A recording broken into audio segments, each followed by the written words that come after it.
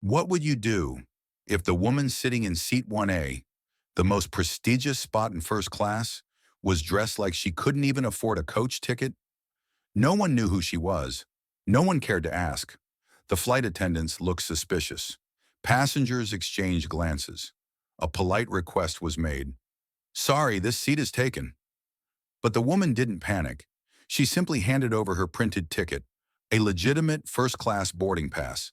The silence that followed hit like a jolt of electricity. That flight seemed ordinary.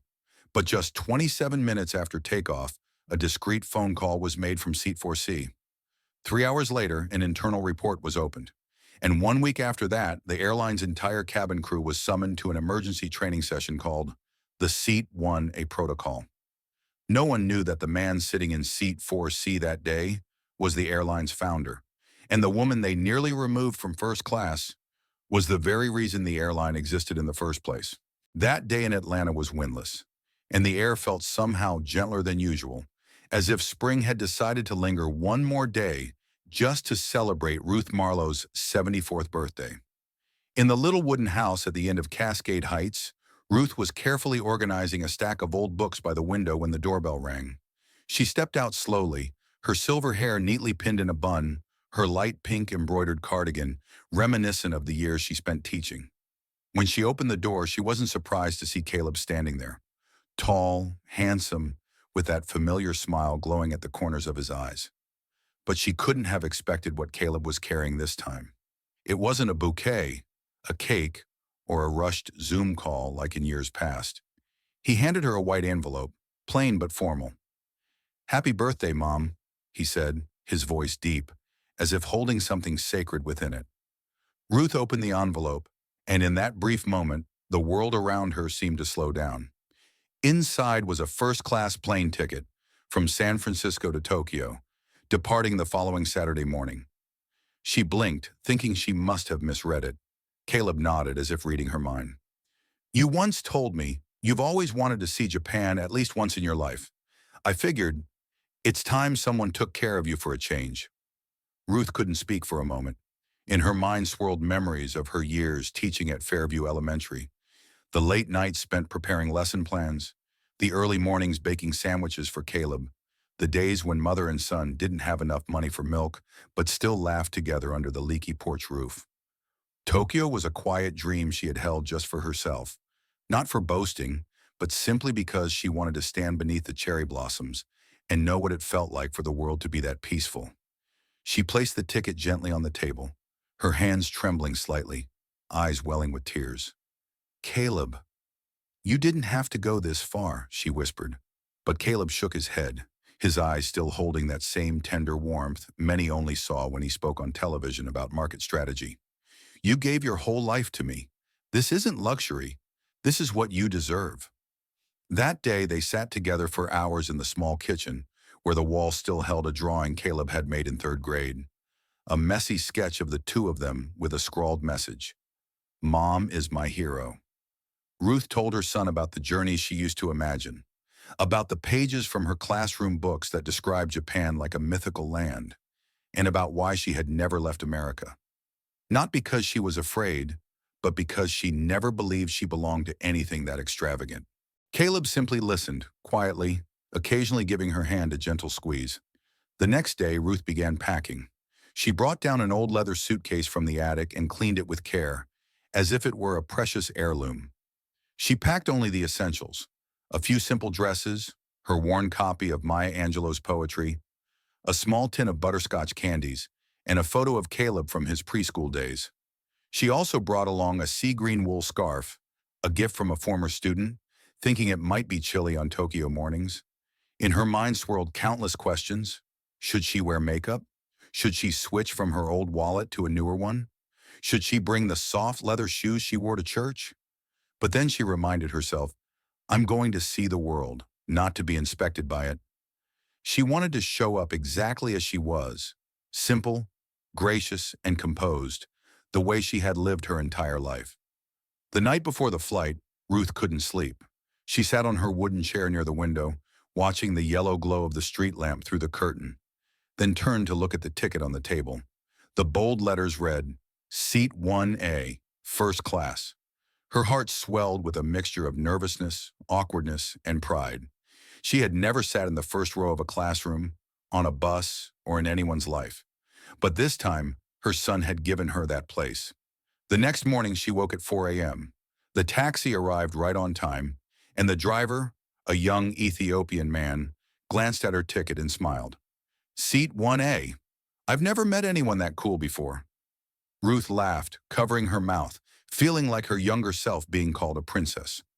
At San Francisco International Airport, Ruth was directed to the Polaris Lounge, a VIP waiting area filled with people dressed in luxury, rolling brand-name luggage, and wearing polished shoes. She walked in, wearing her discounted purple floral dress from Macy's, her old shoulder bag, and a shy smile. Though she felt out of place, she sat near the window, pulled out her book, and held the ticket in her lap like a protective charm. She listened to quiet conversations around her about business, stocks, Napa Valley wine, and hotels in Kyoto. No one asked her name. No one looked at her for more than a second, but Ruth didn't mind. She told herself, just sitting here is already something strangely magical. And she thought of Caleb, how he had never once forgotten her birthday, no matter how busy he was.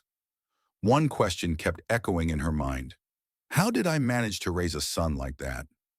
As boarding time approached, Ruth stood up gently, checked her documents one last time, and walked to Gate 7A, where the Boeing Horizon Jet 787 Dreamliner awaited. Her heart pounded. This was her first time flying far, and also the first time she had ever felt truly prioritized. But she didn't yet know that the ticket, this pure gesture of love from her son, was also the thing that would place her at the center of an ordeal she had never asked for. An ordeal that would make the skies themselves pause. And once again, Ruth Marlowe, the woman in seat 1A, would have to prove that kindness is not weakness. It is the refusal to step back. Ruth Marlowe stepped out of the Polaris Lounge with steady steps and the modest posture typical of someone who had spent a lifetime behind the scenes. She held tightly onto her worn shoulder bag, which carried a book of poetry, a tin of candy, and the precious ticket that felt like a badge of honor earned through decades of quiet resilience. The boarding gate was at 7A, and passengers were gradually gathering around the area. Mostly well-dressed business people, some speaking loudly into wireless earbuds, others typing out last-minute emails before takeoff. No one noticed her, no one needed to, and she was used to that. Ruth glanced through the large glass window where the Horizon Jet aircraft waited. It was a Boeing 787 Dreamliner, the plane her son had once proudly described as, so quiet, you'll sleep like you're in your armchair at home. The thought made her smile. That's what Caleb always did, made the vast world feel like something tailored just for his mother. Her name, Ruth E. Marlowe, was printed neatly on the ticket, along with the line, Seat 1A, First Class. Those letters meant more to her than any gift she'd ever received. It wasn't just a boarding pass. It was a passage into a world she had never believed she belonged to. When the gate agent called for first-class passengers, Ruth stepped forward and handed over her ticket and passport with a small smile. The agent checked them and nodded. Have a great flight, Mrs. Marlowe. Just a simple sentence, but it made her feel seen. She walked up the jet bridge toward the aircraft, quietly hoping that everything would go smoothly. What she didn't know was that inside the first-class cabin, someone was waiting, not to welcome her, but to question her. The chief flight attendant that day was Stephanie Reed, a white woman in her 40s, tall with neatly tied blonde hair and a wrinkle-free uniform. She was the type of person first-class passengers found reassuring, efficient, composed, and especially skilled at sizing people up in under 3 seconds. As Ruth entered the first-class cabin, Stephanie was adjusting the curtain divider between the two rows. She glanced up at the woman in the purple floral dress, the old cardigan, the soft leather shoes, and the unbranded cloth bag. And immediately an alert went off in Stephanie's mind. Doesn't belong. Ruth paused at the front row, looked around briefly, then settled her eyes on the seat marked 1A. She gently placed her bag on the seat and began lifting her small suitcase to the overhead compartment when a voice came from behind, not loud but clear enough. Ma'am, can I help you? Ruth turned to face Stephanie, who stood upright, hands clasped in front of her professional smile barely masking a chill of uncertainty in her eyes. "Oh, hello," Ruth said with a smile, her hand still resting on her suitcase handle. "I'm just getting settled in my seat. 1A. Stephanie's gaze moved from Ruth's face to her shoes, then up to her silver hair, then to the cloth bag. Doubt was visible, though veiled behind a veneer of politeness. "I'm quite sure this is the first-class cabin. Perhaps you're mistaken? Economy is located toward the rear of the aircraft." Ruth furrowed her brow slightly, staying calm. She reached into her bag and pulled out her ticket. "I understand, but this is my ticket. Seat 1. Stephanie glanced at the ticket, eyes narrowing. The name matched. The seat number was correct. But in her gut, Stephanie didn't believe it. Her 10 years of experience told her exactly who looked like they belonged in first class. And Ruth, with her simple outfit, lack of Louis Vuitton luggage or Bose headphones, didn't match the profile of someone who could pay over $8,000 for that seat. "There might have been a system error," Stephanie said, her voice sweeter now, but her words sliding like a blade wrapped in velvet. "Sometimes there are seat assignment mistakes. I'd be happy to help you find the correct seat." Ruth kept her smile, but something in her eyes shifted. She stood a little taller and spoke with calm resolve. "There's no mistake. My son purchased this ticket for me. It was a birthday gift. I'm certain this seat is mine." "That's sweet," Stephanie replied, her tone dipped in honeyed sarcasm. "But these seats are very expensive, and mistakes like that don't usually happen." Ruth felt her skin flush. A man seated in the row behind lowered his newspaper slightly, glancing over with mild irritation. A woman clutching a Chanel bag turned slowly, as if watching an uninvited comedy unfold. Ruth knew exactly what was happening now, and it was no longer a misunderstanding. "I'm not going anywhere," she said, her voice holding a chill for the first time. "I suggest you check the passenger manifest instead of making assumptions based on appearance." Stephanie paused for a beat. The firmness in Ruth's voice momentarily threw her off, but she quickly recovered her posture, stepped back, and spoke in a lower tone edged with warning. "I'm the lead flight attendant on this flight. I know who is assigned to which seat. If you refuse to cooperate, I can request security to escort you off the aircraft." A cold chill ran down Ruth's spine. She looked around, but no one spoke. Every pair of eyes turned elsewhere, a form of silent denial she had seen too often in her life. A sudden wave of loneliness swept over her, not because of humiliation, but because of the silence of an entire cabin full of people. Slowly she sat down in her seat, eyes fixed forward. "I'm not going anywhere, and I will call my son right now." Stephanie crossed her arms, her smile fading, her eyes hardening.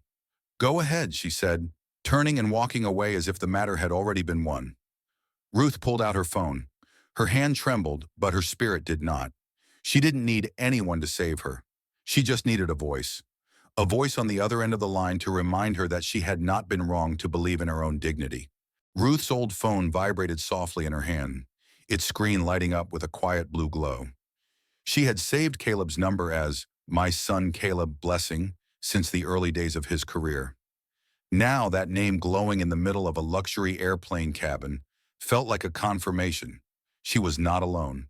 She reached out, tapped the screen, and pressed the phone to her ear while flight attendant Stephanie stood at the front of the cabin, speaking in low tones with a ground staff member who had just boarded. The voice came on after 2 rings. "Mom." Caleb's voice sounded steady but carried an unmistakable undertone of worry. Ruth closed her eyes for a second to gather herself, then replied, her voice shaking but composed. "Honey, I'm on the plane, but there's been a bit of a problem." Caleb immediately sat upright in the conference room on the 52nd floor of Horizon Jet headquarters in Denver. His gaze sliced past the glass wall overlooking the entire city, and in that moment, his confident CEO demeanor gave way to that of a concerned son. He looked around the room, where executives were focused on expansion plans for the Asia-Pacific routes. "Mom, tell me what's going on." Ruth's voice was soft, but her words were clear. "The flight attendant doesn't believe I have a first-class ticket. She thinks I've made a mistake. I showed her the ticket, but she said I don't look like someone who's supposed to sit here. She said I might be asked to leave the plane." Silence hung on the other end for a moment. Then within 3 seconds, Caleb gave a short, firm command. Don't go anywhere. Don't answer anyone else. Stay in your seat. Ruth nodded even though he couldn't see her. Don't worry, I'm all right. But inside her, the sting of being questioned sliced through her dignity like a cold blade. At that very moment, in the Denver boardroom, Caleb stood up. Every head turned toward him. The COO's pen froze mid-stroke. An assistant opened his mouth to speak, but Caleb raised a hand. I'm sorry. This meeting is on hold. No one dared object. His tone was so calm it silenced the entire room. He turned his back and walked out, phone still pressed to his ear. Mom, you're at San Francisco Airport, right? Ruth replied. Gate 7A, flight HJ217. Caleb nodded. Keep your phone close. Don't leave your seat. I'll be there. Ruth frowned. You're in Denver, aren't you? The flight takes off in less than an hour. How? Caleb cut in gently. Mom, I have a private jet. I'll be there before they close the cabin door. At Centennial Airport, just 20 minutes away, Caleb's Gulfstream G650 was prepped under priority status. Caleb boarded a car, phone still in hand. He didn't let Ruth object or talk him out of it. I'm not coming because you need me there, he said. I'm coming because what they're doing is wrong, and I won't let anyone disgrace my mother. Ruth sat silently in seat 1A, eyes half closed, phone resting in her lap. Other passengers began to whisper. A few took photos. Stephanie whispered to a junior flight attendant, her eyes on Ruth as if she were a glitch in a system that wasn't supposed to malfunction. One of them stepped forward and offered, more gently this time, Ma'am, would you like us to help reassign your luggage if you move to economy? Ruth didn't answer. She simply shook her head, and for the first time, she felt that her silence was the most powerful statement she could make. Meanwhile, Caleb flew through the skies without another word, reviewing the flight manifest on his personal tablet. His assistant at headquarters messaged an update. Flight attendant Stephanie Reed, clean internal record, no official complaints, but noted history of inflexibility with older passengers. Caleb didn't respond. He simply said, prepare the cabin crew roster. I want every name. Inside first class, the air grew tighter. Stephanie paced, adjusted seats, checked screens, but her eyes kept flicking toward Ruth. She could feel the presence of the woman she had been so sure didn't belong, now becoming the unspoken center of the entire cabin. Ruth said nothing. She simply sat there, eyes fixed on the window, hand holding the phone, her mind quietly counting time like a teacher used to the rhythm of school bells. Then, nearly an hour into the tension, the captain's voice came over the intercom. We apologize for the delay. We're awaiting a VIP passenger. The flight will depart as soon as they arrive. The cabin stirred with murmurs. Stephanie's brow furrowed. She hadn't been told about a VIP pickup. She straightened her collar, checked her lipstick, and moved to her position at the front of the cabin, ready to greet someone important. A CEO, a celebrity, maybe a dignitary. Everyone assumed it would be someone remarkable, and indeed someone remarkable was coming. But no one in the cabin realized that this VIP wasn't arriving to be served. He was arriving to set things straight, and to protect the one woman bold enough to stay seated, even when the entire system had quietly decided she didn't deserve to. With each passing minute, Ruth didn't look up, but something in her had changed. She no longer feared being asked to leave the plane. She no longer hoped someone would speak up for her. She was simply waiting for a promise, and the man keeping that promise was racing through the sky at the speed of justice. The first-class cabin had yet to close its doors. Passengers were all seated, but the air hung heavy with a sense that something unresolved lingered in the space. And in truth, it did. Everything centered around one person, the elderly black woman with silver hair seated quietly in 1A, holding a dark phone with the screen off, her gaze avoiding everyone, her body almost bracing itself against an entire system, quietly trying to push her out. Ruth Marlowe was no stranger to the ambiguity of exclusion. All her life, no one had needed to say it out loud for her to understand that silence could be a form of rejection. Back when she was teaching, she had seen it too many times. Students like her, darker skinned, with coiled hair and off-brand clothes, placed at the back of the class, watched more closely, or called by the wrong name, even after a full semester had passed. She had never filed a complaint, never made a scene, because she believed in the quiet strength of kindness. But today, with every eye, even if not directly watching her, Ruth knew that sometimes kindness wasn't enough. Sometimes you stayed put simply because someone else wanted you gone. Stephanie Reed continued to pace up and down the aisle, as if to show she was still in control, but her eyes betrayed a growing unease. The VIP passenger the captain had referenced had not yet arrived. The doors couldn't be closed, and Ruth Marlowe was still sitting there, like a landmark no one could move. Stephanie decided she would no longer entertain silence. She walked over to seat 1A, leaned down slightly, smiled, but her voice was thin and cold as a steel blade. "Ma'am, I really don't want to create a scene, but I do need your cooperation. I hope you understand that these seats are usually assigned after thorough verification. If there's been an error in the system, we must resolve it before takeoff." Ruth looked at her directly, eyes steady. "You've seen my ticket. You know I'm not mistaken, but you still don't believe me. Not because of the ticket, but because of me." Stephanie gave a light chuckle, saying nothing. She switched tactics. "We can arrange another seat for you. It's still quite comfortable.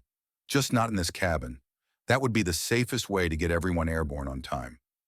Ruth gently turned toward her, voice calm but firm. "If this flight is delayed because I refuse to give up my seat, that's not my fault. I'm not the one causing the disruption. I'm sitting in the seat that was purchased for me, and I will not leave." A few passengers cleared their throats. Others stared more intently into their tablets. The silence grew denser. A young man in seat 1C discreetly began filming on his phone, trying not to be noticed. Stephanie lingered a few more seconds, then stepped back as if recalculating. She turned to two junior flight attendants nearby and gave them a subtle signal. One of them walked toward the front of the cabin, where a ground staff member was waiting. Ruth didn't take her eyes off the cabin door, where light from the hallway streamed in, a soft promise that this ordeal wouldn't last forever. But she knew that until Caleb arrived, she would have to endure much more, and she was ready. For the next several minutes, Ruth was ignored. Not a word of concern. Not a glass of water offered. Stephanie deliberately avoided glancing in her direction, instead overperforming with the other passengers. The young mother in 2A was asked 3 times if she wanted another warm towel. The man in 1C was offered more champagne. The woman in 3D was invited to select her meal early. Ruth received none of it.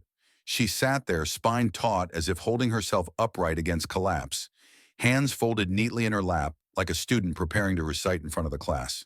She wasn't expecting anyone to defend her, but what stung her most was that no one, absolutely no one, seemed surprised at how she was being treated.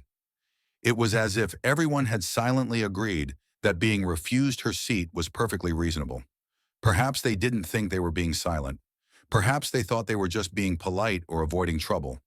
But to Ruth, their silence roared louder than criticism, and she couldn't blame them. Because once, she had been just like them, had looked away when a girl was repeatedly called the wrong name in class, had stayed quiet when a white colleague said black students were too emotional. Silence was always easier, until you were the one sitting in seat 1A. The cabin doors remained open. Stephanie was beginning to lose patience. She gestured for another flight attendant, whispered a few words, then returned to the small workstation where the passenger manifest was displayed on her tablet. She double-checked the list. Ruth E. Marlowe still there. Seat 1A. Checked in. Confirmed. No system error, no security flag, no issues whatsoever, except that the person in the seat didn't look right. She hesitated. A part of her wanted to let it go and move on, but another part, the part trained to assess passengers by appearance, refused to let this pass as a concession.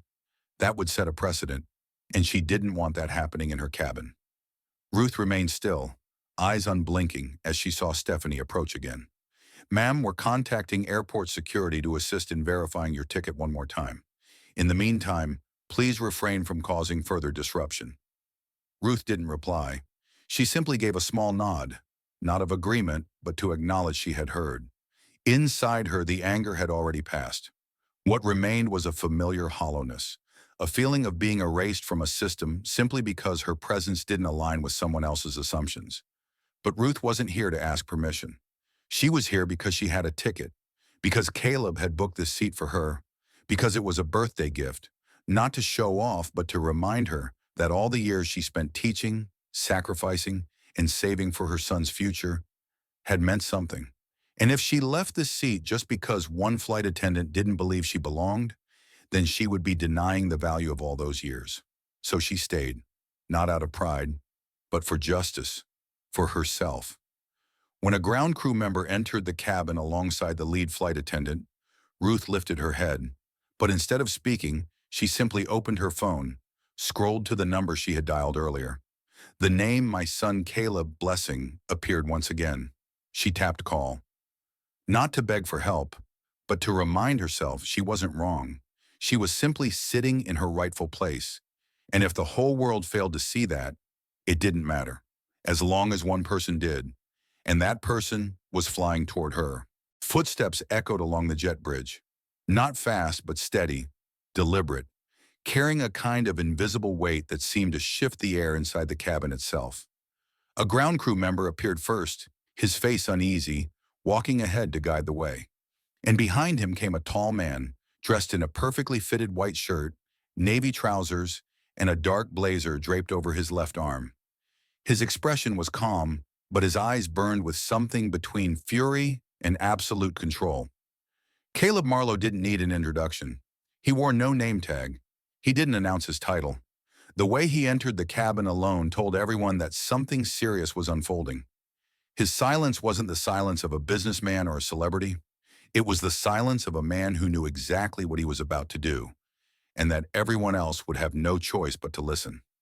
Stephanie Reed was standing near the front of the cabin, having just finished speaking with the ground staff when her eyes met Caleb's. In a split second, her expression shifted as if all the air had been sucked out of her lungs. First came surprise, then doubt, then recognition, and finally a rising wave of fear, swift and silent. She stepped forward, her voice softening into its most graceful register. "Good afternoon, sir. I'm Stephanie, the flight's lead attendant. Welcome aboard Horizon Jet." Caleb didn't respond. He didn't look at her. His eyes swept across the cabin, past the breathless faces watching, past the man trying to hide the phone he'd been filming with, past the curious glance of the passenger cradling a small dog in her lap, and landed finally on Ruth, the silver-haired woman sitting in 1A, hands gently holding the edge of her sleeve, face composed yet with a flicker of vulnerability only a mother could carry.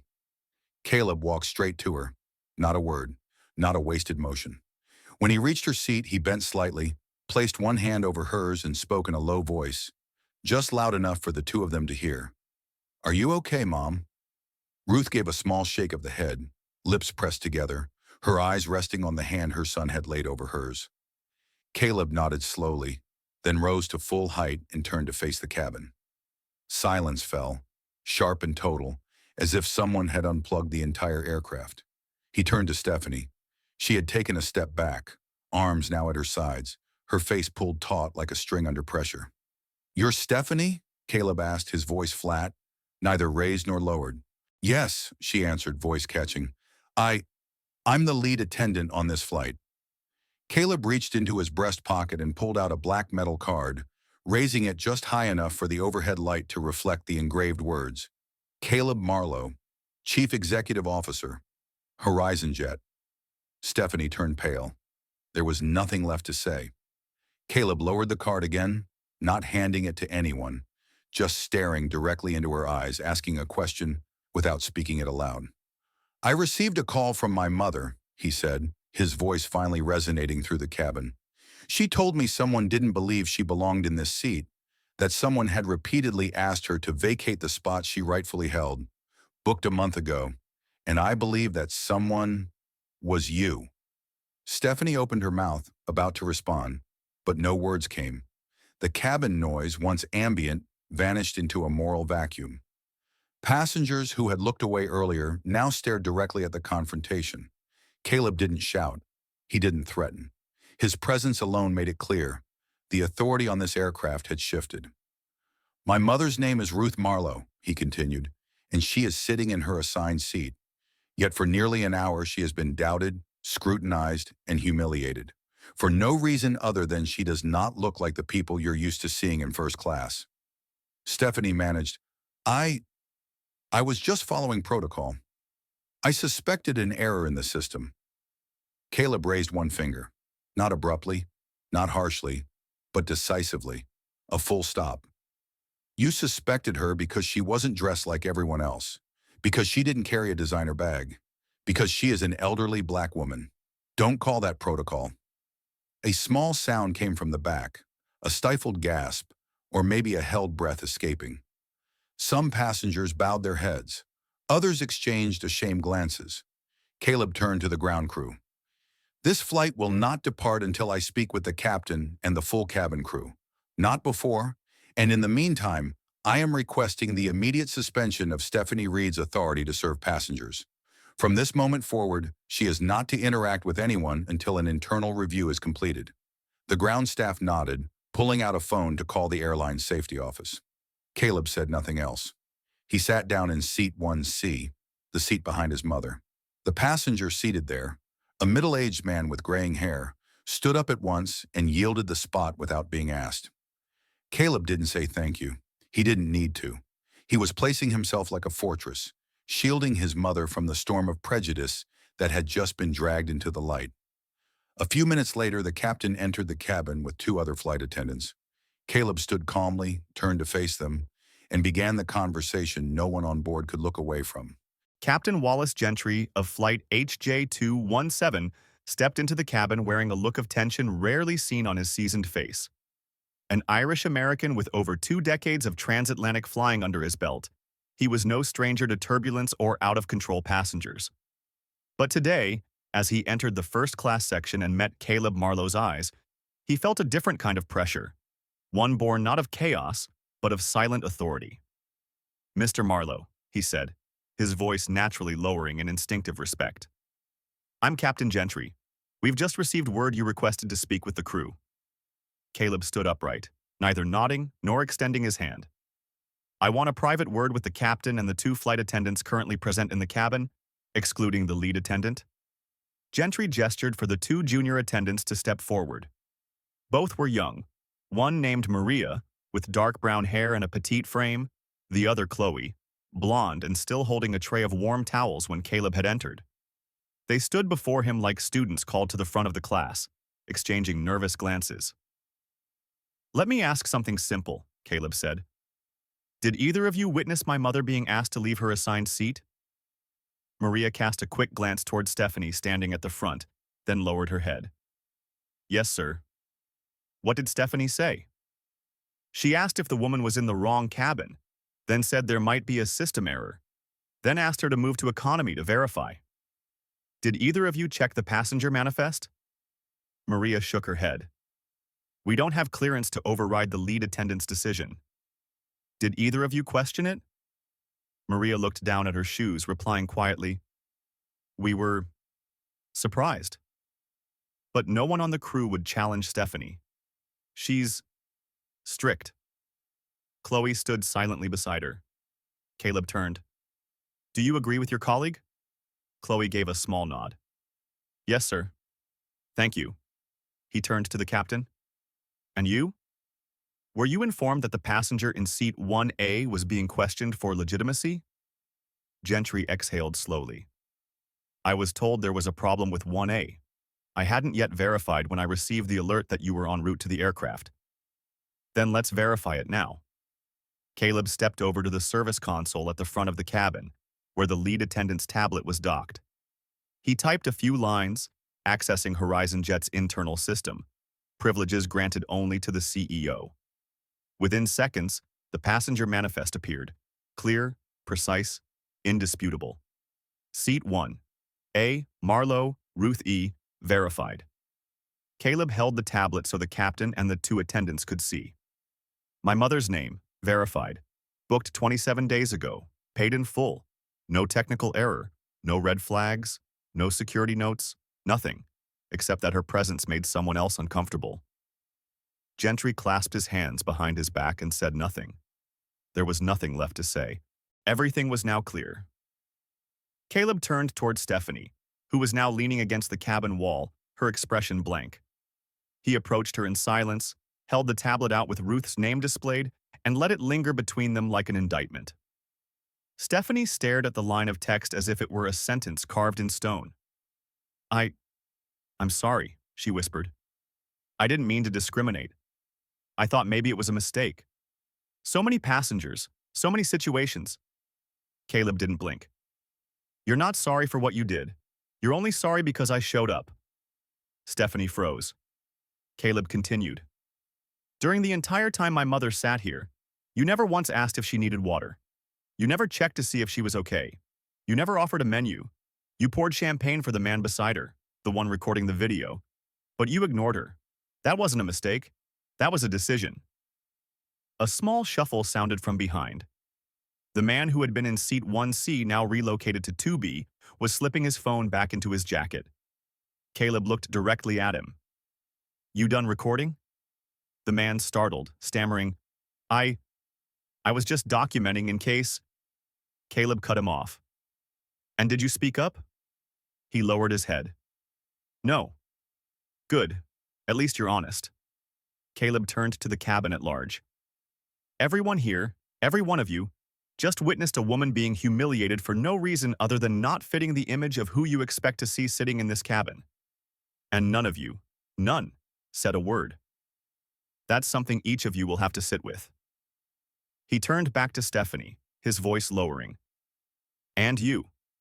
As the lead flight attendant, you didn't just fail in your duty of service. You betrayed the core mission of this company, respect. And I will not allow that. Caleb turned to the captain. You command this aircraft. But from this moment on, attendant Stephanie Reed is suspended from all passenger-facing duties. She may remain in the cabin, but is not to engage with any passengers or crew. She will be seated in the rear jump seat. I'll file a full report with Human Resources after we land. Gentry nodded. Understood, sir. Caleb glanced around the cabin once more. My mother will remain in this seat. She will be served like every other passenger here, or better. He looked Maria and Chloe in the eyes. Can you handle that? Both nodded. Yes, sir. Ruth said nothing. She watched her son stand there, upright, composed, never raising his voice, yet making the entire cabin re-examine itself. She hadn't needed him to do this. But now that everything had been laid bare, she felt something deep inside. Not triumph, but restoration. A kind of peace that only comes when the truth is returned to its rightful place. Caleb sat back in 1C. The captain and attendants stepped back. Stephanie stood frozen for a long moment, then slowly walked to the back of the cabin. No one spoke. A long silence hung over the plane, but this time it wasn't tension. It was something closer to awareness. A woman had held her seat, not for power, but for truth. And now, no one could deny it. The first-class cabin of Flight HJ217 had returned to order. Caleb still sat beside his mother in seat 1C, while Ruth Marlowe quietly occupied 1A as if her presence had never been the center of a storm. But everyone knew that wasn't true. No one in the cabin could forget the image of the tall, composed man walking onto the plane and halting an entire system with just a few calm, surgical words. Caleb said nothing more. He sat there, eyes forward, posture relaxed but never passive. He knew his mother didn't need to be defended, but he also knew the wounds carried by a woman like Ruth, elderly, black, dignified, and quiet, don't heal easily with an apology. The aircraft began to taxi. Captain Wallace Gentry spoke in his calm pilot's voice. We are now preparing for departure from runway 4 at Brookpine Airport. Estimated flight time to Chicago is 2 hours and 17 minutes. Clear skies, no expected turbulence. Please fasten your seatbelts and relax. The words were standard, but everyone on board could hear something else beneath them. A weight not of weather, but of truth laid bare. When the plane reached cruising altitude and the seatbelt sign turned off, Maria approached row 1. Mrs. Marlowe, would you like some water, tea, or anything light? Ruth looked up, her eyes warm. Hot tea, if you have it. No sugar. Thank you. Maria smiled. I'll bring it right away. Caleb tilted his head. How are you feeling now? Fine, Ruth answered without hesitation. But if you hadn't come, I don't think things would have ended like this. I know, Caleb said, and that's exactly why I had to. He didn't elaborate. Ruth didn't ask. The space between them didn't need to be filled with words. A moment later, Maria returned with a tray holding tea and a small cake.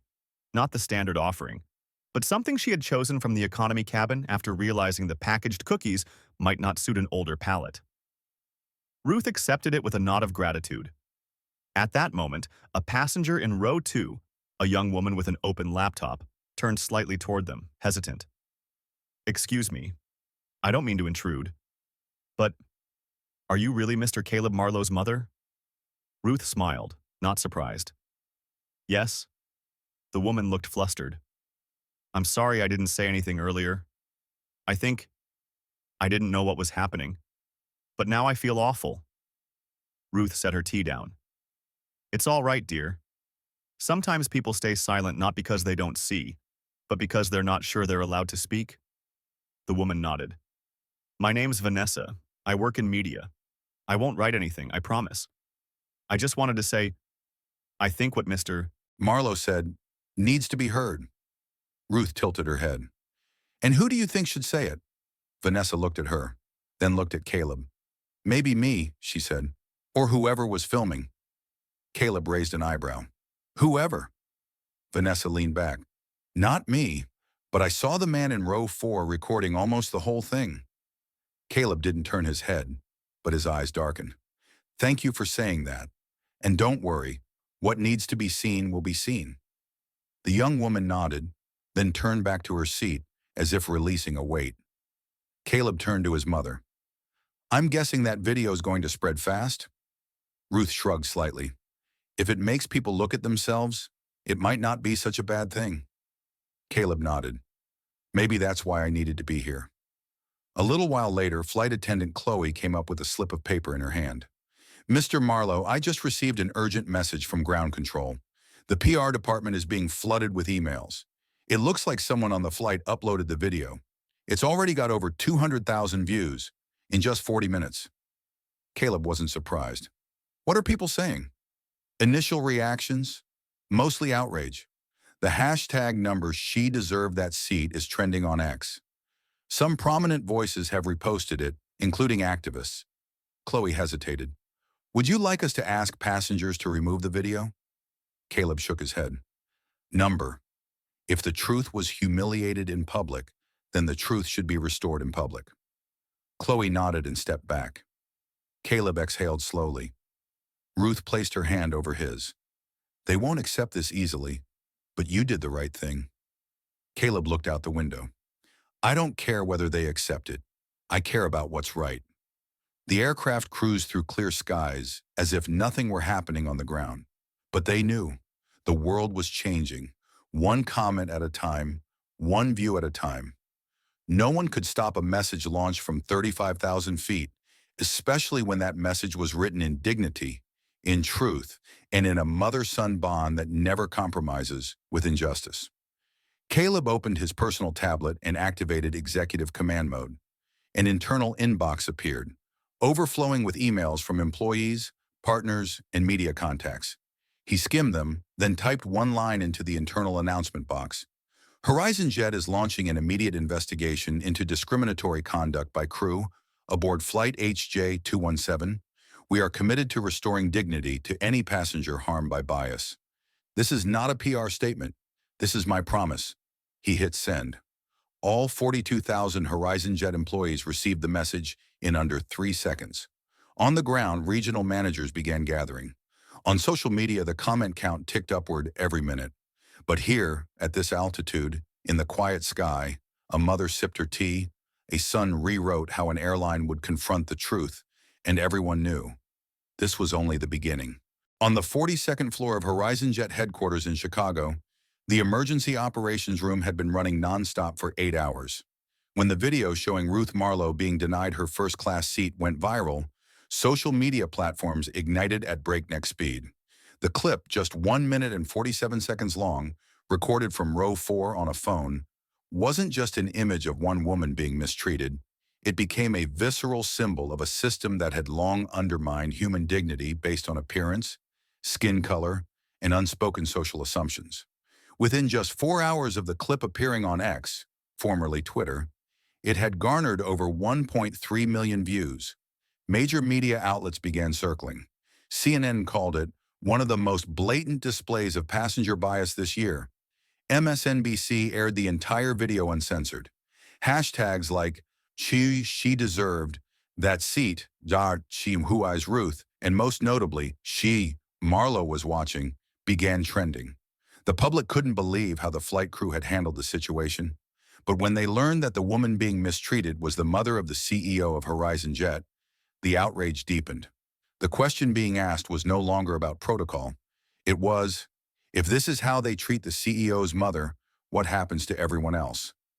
Caleb Marlowe gave no interviews. He and the emergency executive team released only a single statement. We do not comment on family, but we will comment on culture. Inside the company, hundreds of employees began sending emails recalling similar incidents that had been ignored in the past. One employee asked, "Do we actually train staff on unconscious bias?" Another wrote anonymously, "I was once removed from a flight because my name didn't sound American. I thought it was a glitch. Now I realize it was a broken system." Meanwhile, the crew of Flight HJ217 was summoned for a full debriefing immediately upon landing. The entire session was recorded for internal investigation. Lead flight attendant Stephanie Reed appeared visibly shaken when asked why Mrs. Ruth had been asked to leave her seat. She responded, "I thought it was policy that passengers with economy tickets couldn't seat themselves in first class." When asked who had verified Ruth's ticket, she hesitated. "I didn't see it myself. I relied on a colleague's report." Asked to name who had made the final decision to remove Ruth, she glanced sideways at another attendant. A long, heavy silence followed. Captain Wallace Gentry, who had tried to manage the situation in the final moments, was asked why he hadn't intervened earlier. He replied, "I didn't know the woman was the CEO's mother." But the next question came from the head of Horizon Jet's legal department. Not, "Did you know who she was?" but if she hadn't been the CEO's mother, would you have acted differently? Gentry didn't answer. From that moment forward, Horizon Jet could no longer avoid what it had long neglected: the presence of bias embedded in its own operational structure. The Internal Investigation Committee appointed directly by Caleb was named Project Altitude, a full-scale initiative to audit how the airline treated passengers across sensitive lines of race, gender, and age. Altitude began collecting data on incidents that had previously been categorized as exceptions. The numbers were disturbing. In the past year alone, there were 419 reported incidents involving elderly passengers, over 60% of whom were people of color.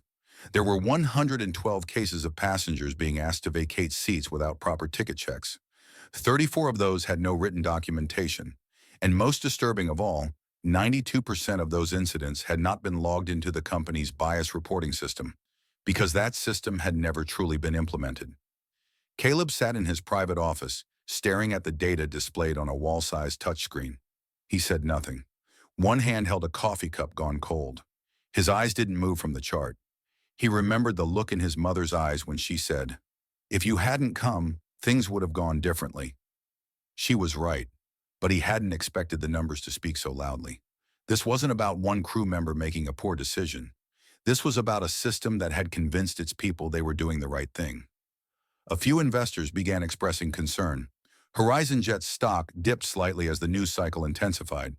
But that didn't shake Caleb.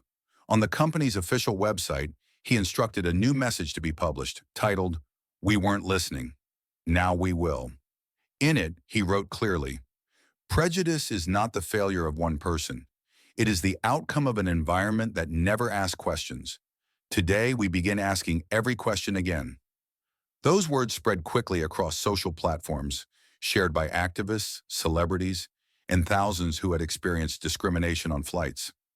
One 65-year-old woman commented, "I was once told to sit down and not take window photos because I looked like I was scouting. Now I understand. It probably wasn't random."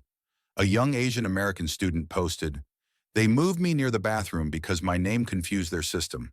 Thank you, Mr. Marlowe, for saying what we couldn't." But not everyone agreed. Right-wing outlets accused Caleb of politicizing a minor incident for clout. One columnist dismissed his action as self-serving PR theater. Caleb did not respond. He knew these reactions would come. But he also knew the true cost of prejudice isn't found in what people say. It's found in what they refuse to confront. At a special internal town hall in Chicago, Caleb stepped up to the podium. No dramatic lighting, no flashy slideshow, just a microphone and a room full of people who had followed the incident from the beginning. He said, "I'm not standing here as a CEO. I'm standing here as a son who watched his mother be deemed unworthy by the very system I lead. And if I don't change that system, then I don't deserve to lead it another day." The room rose in a standing ovation, but Caleb didn't smile. He knew applause doesn't heal wounds that have lived for years. But he also knew, for the first time, they were finally looking straight at them. Above the skies of Chicago, the soft morning sunlight spilled quietly through the large windows of the 41st floor conference room, where the most critical meeting in Horizon Jet's history was about to take place. Behind the soundproof doors, dozens of senior executives, department heads, and regional representatives had been summoned under direct orders from CEO Caleb Marlowe. There was no laughter, no formal greetings. On the giant screen at the front of the room, only 4 words appeared: the Horizon Pledge. Caleb stood in silence, holding a thick file folder in one hand, his gaze resting on each person in the room. He wore no blazer, no tie, just a white dress shirt and an unmistakable stance. This wasn't a presentation. This was an internal reckoning. "I'm not asking for your agreement," he began, his voice low and unwavering. "I'm asking for your witness." No one in the room knew the full agenda for today's meeting. They had heard the noise, clips from the viral video, the furious headlines, the unusual silence from the legal department. But now they had to face, head-on, what the system had long buried beneath polished words and strategic PR. Caleb lifted the file and said, "These are 64 incidents from the past 3 years, each with one thing in common. The victims weren't treated as valued customers because of their names, their accents, or the color of their skin." He dropped the folder onto the table. The sound echoed like a judge's gavel. A regional director whispered, "Is this an internal audit?" Caleb answered bluntly, "No. We're preparing for a pledge, and if no one in this room is willing to take it, today will be my last day as CEO." Silence blanketed the room. On the screen, page by page, the contents of the pledge began to appear. It wasn't a dry policy document. It was a declaration, written by Caleb himself, with words both clear-cut and deeply personal. "We pledge that from this day forward, Horizon Jet will not only fly high in the skies, but rise higher in how we treat every human who boards our planes. We pledge that no one will be denied dignity because of how they look, where they come from, or how quietly they endure. We pledge that every past mistake will be brought to light, not buried beneath profit or polished image. And we pledge that those once ignored will help write the next chapter of this airline." People began exchanging glances. Some looked shaken. None had ever witnessed a CEO place himself in the fire like this. One HR training director raised a concern. "This kind of commitment could open us up to lawsuits." Caleb nodded. "I'm not afraid of lawsuits. I'm afraid we'll keep flying without ever looking down." He tapped the screen. A video appeared. It showed his mother, Ruth Marlowe, at the moment she was asked to leave her seat. No explanation, no respect, just dismissal. A regional manager blurted, "I thought she was some kind of celebrity." Caleb didn't reply to that. He simply said, "She was a wartime nurse. She taught me that no one is ever unworthy of a seat, only systems that are too narrow to welcome them." After 42 minutes, the Horizon Pledge was read aloud, line by Caleb, joined by every senior leader present. A legal advisory panel had been invited to observe. Internal cameras recorded the entire event, unedited, unfiltered. And then Caleb took the most decisive step. "I will sign this pledge. If anyone believes I'm doing it to save face, let me be clear. I no longer care about appearances. There is only one thing that matters now: the dignity of my mother and of every person whose name no one has bothered to learn." He signed. Then someone stood. It was Angela Brooks, Director of Communications. Her voice trembled slightly. "I was once called the Tea Lady in this very building because I dressed plainly. Today, I signed not only for Mrs. Marlowe, but for myself. She signed, then another, then another. And soon the entire room fell into a unified silence, not of passivity, but of collective resolve. As one by one, they signed what was no longer a document, but a covenant of conscience. The next day, the pledge was published across Horizon Jet's entire internal and external network, accompanied by a video of Caleb reading the declaration.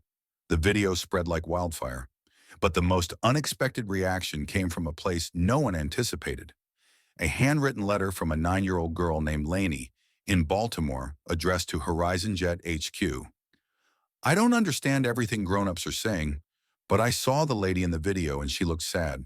If your airline helped her feel better, then it must be a good airline.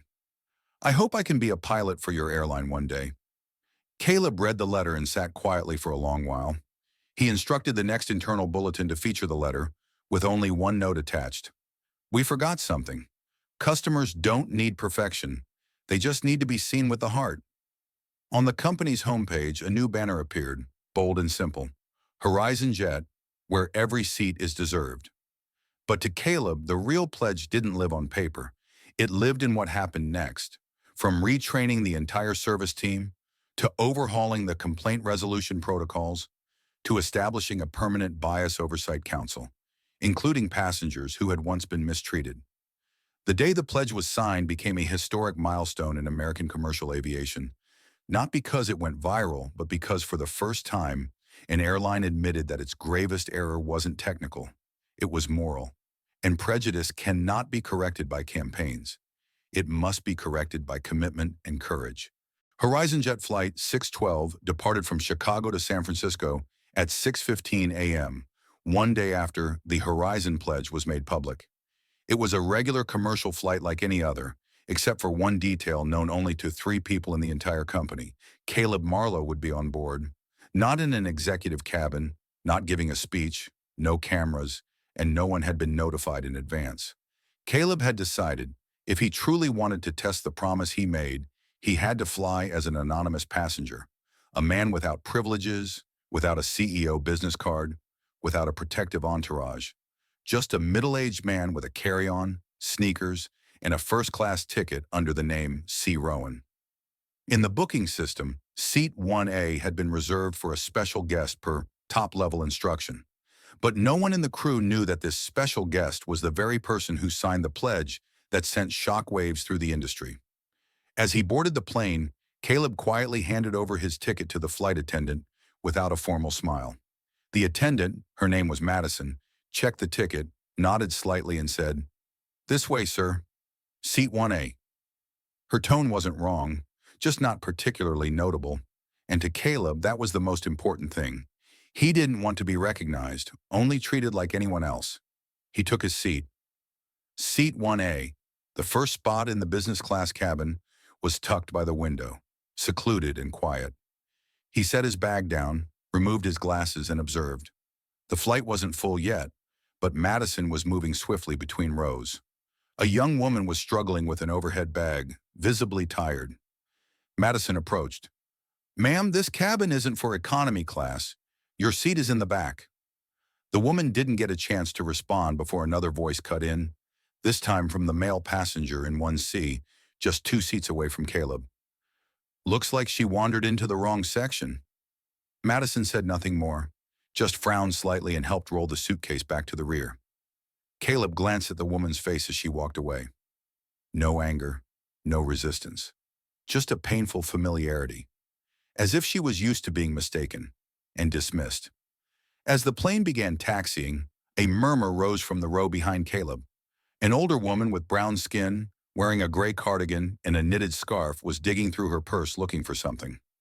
Another attendant, named Eric, stepped up. "Ma'am, can we assist you with something?" She replied gently, "I'm looking for my eye drops. They always roll to the bottom." Eric smiled and bent down to help. Caleb couldn't help but notice the stark contrast.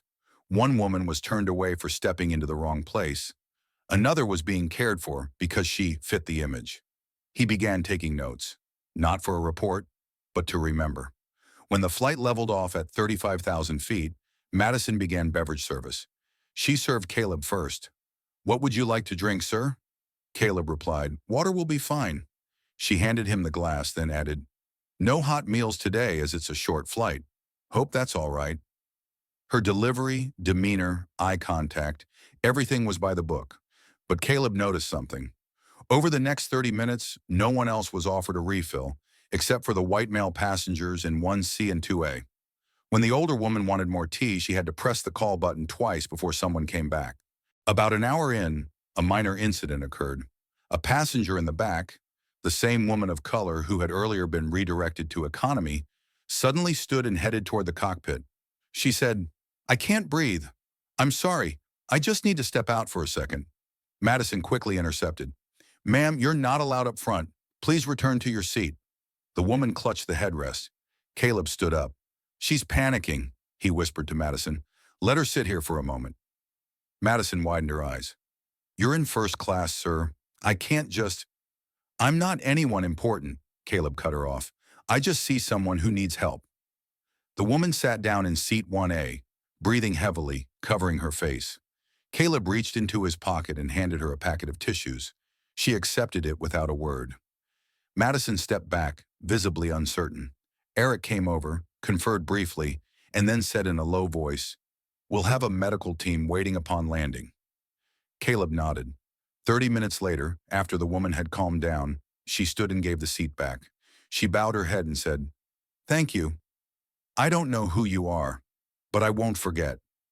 Caleb simply smiled. He didn't want to be known.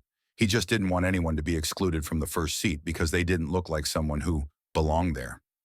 As the plane landed, Madison came through to bid passengers goodbye, as usual. But this time, as she looked at Caleb, she hesitated. "Thank you for your patience and your kindness." Caleb nodded slightly. "Thank you for learning something today." After leaving the airport, Caleb didn't return to the office. He went straight to Horizon's Flight Crew Training Center. There, he summoned all senior trainers into a room. He said, "Starting tomorrow, I want every cabin crew member to undergo a new exam, the Seat 1A test." The room looked confused. Caleb explained, "Each person will be placed in a scenario. A passenger who doesn't look the part takes the front seat, and we'll see how they respond." Someone asked, "Who'll evaluate the responses?" Caleb answered, "Not me. The evaluators will be people who've been turned away before." The Seat 1A test became an official part of Horizon Jet's training curriculum. No one knew its true origin, except a few, but it became a symbol of quiet yet profound transformation. No seat would ever again be reserved for those who simply looked like they belonged. And at the end of every training course, there was only one question posed to new hires. If today you saw a black woman sitting in seat 1A, what would be your first thought? To Caleb, every flight from that point forward wasn't just a physical journey, it was a moral one. And each time he looked at seat 1A, whether he sat there or not, he remembered his mother's story, the story of a poor woman turned away, the story of a young girl in panic at 35,000 feet, and his own story of choosing to remain in the shadows so others could step into the light. Have you ever wondered, what if the first seat on the plane was no longer reserved for those who looked the part? What if a young black woman, a single mother, a shy little boy, or someone who's been hurt could sit in seat 1A without being judged, without being turned away, without being told to go back where they belong? In this world, there are things so small that people assume they don't matter, like a glance, a comment, or a thoughtless action. But it's often those very small things that can change an entire industry, an entire system, or even a single heart. If you've ever been rejected because of your appearance, your skin color, or your past, know this: you are not alone. And if this story made your heart slow down for even a beat, share your thoughts in the comments below. We want to hear your voice. Have you ever witnessed a moment of injustice? Tell us your story. Have you ever been the one who didn't belong in the front row? Leave us a message. And if you believe that every seat deserves to be filled by a sincere heart, hit like, subscribe, and turn on the bell so you won't miss stories that just might make you rethink justice, dignity, and kindness. Because who knows, the next story could be yours.